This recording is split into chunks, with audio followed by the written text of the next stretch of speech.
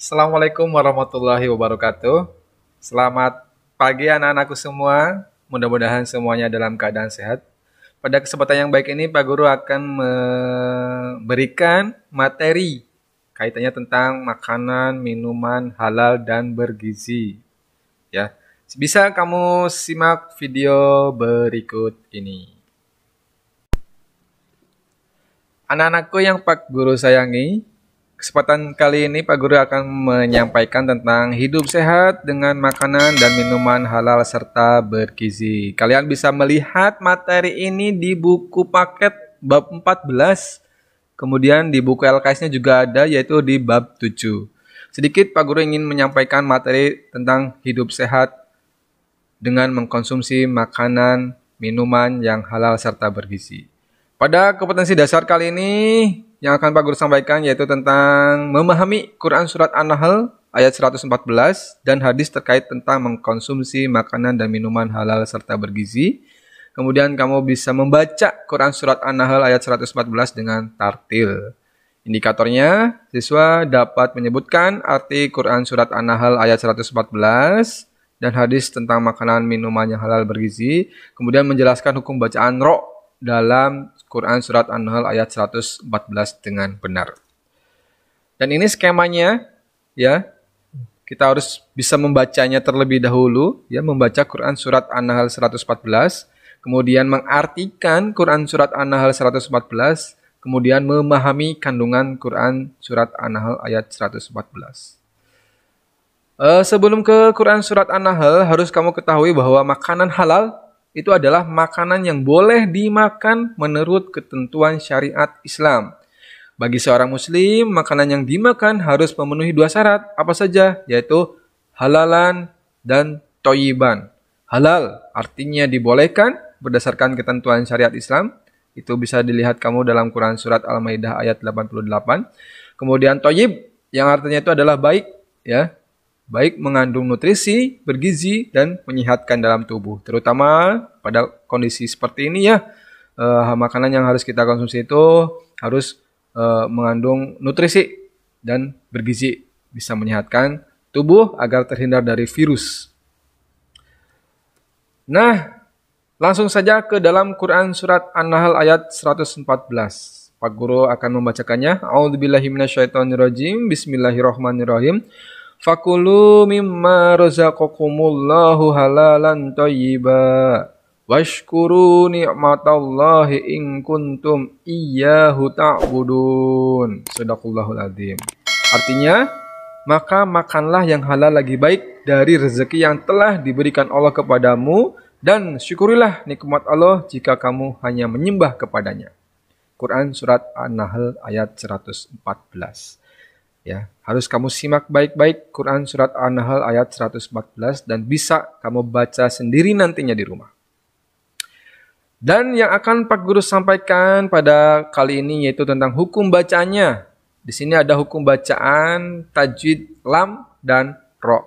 Nah, akan Pak Guru bahas hukum bacaan tajwid lam dan ro. Hukum bacaan lam. Ya, kita yang pertama dulu hukum bacaan lam pada lafaz jalalah. Nah, lafal Allah. Nah, ini yang namanya lafal jalalah. Ya, huruf lam pada lafal Allah tersebut disebut lam jalalah. Ya, ini namanya lam jalalah. Lam jalalah dibaca tafhim, yaitu tebal. Ya, apabila lafal didahului harokat fathah atau domah. Nah, ada dua ya. Ada tafhim, ada tarkik.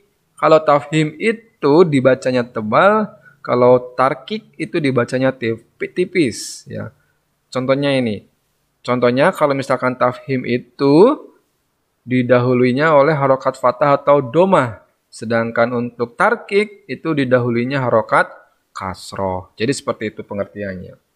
Nah, yang pertama contoh ya. Fazadahumullahu. Nah, ini fazadahumullahu ini artinya apa?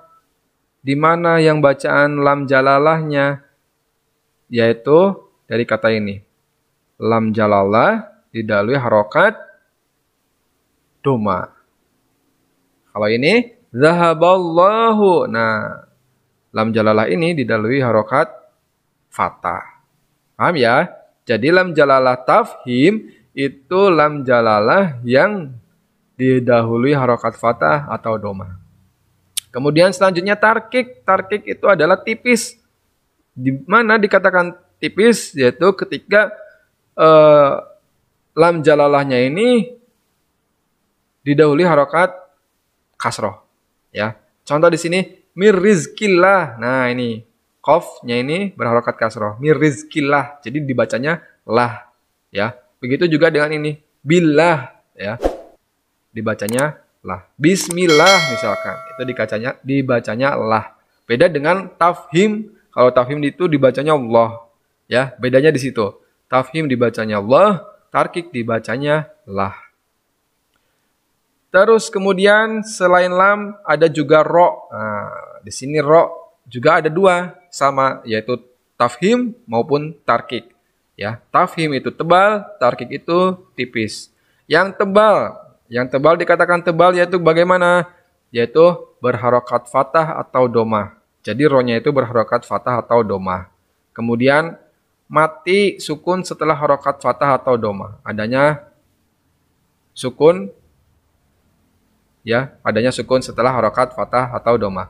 Kemudian mati setelah hamzah wasol, ya, sebagai fi'il amri. Nah ini contoh nih. Aro'aita, nah yang sederhana saja, yaitu berharokat fathah atau domah. Nah ini berharokat fathah. Aro'aita, ya kan, rohnya berharokat fathah, ini dikatakan tafhim. Kemudian ruzik, nah ini juga sama, rohnya berharokat domah. Alam taro, nah ini berharokat fathah, dikatakan sebagai tafhim. Beda halnya dengan tarkik yang tipis, yaitu berharokat kasroh atau mati sukun setelah harokat kasroh. Contoh di sini, rihlah. Nah, rohnya ini berharokat kasroh. Ya. Kemudian contoh ini yang mati sukun setelah harokat kasroh. Nah, ini kan mati nih. Ya. Ini dotnya mati. Jadi bidr. Nah, bidro. Nah, ini kan berharokat kasroh. Bidri. Nah, ini berharokat kasroh. Ya. Tuh bedanya di situ.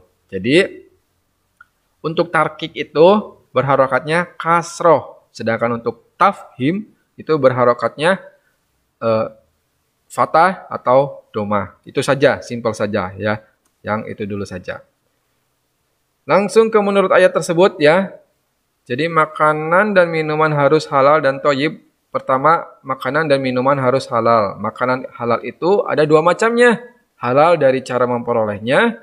Kemudian makanan itu terbuat dari bahan yang halal atau tidak mengandung unsur-unsur yang diharamkan menurut syariat. Jadi kedua makanan dan minuman harus thayyib, artinya baik bagi tubuh dan kesehatan. Ya, tidak mengandung bahan pengawet dan lain sebagainya.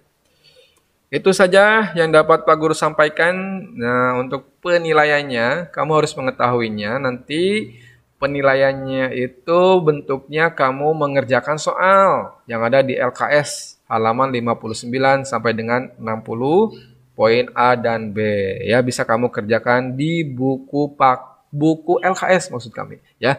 Di buku LKS bisa kamu kerjakan di sana. Ya, itu saja yang dapat Pak Guru sampaikan. Mudah-mudahan apa yang Pak Guru sampaikan bisa bermanfaat bagi kamu semuanya. Sekian dari Pak Guru. Wassalamualaikum warahmatullahi wabarakatuh.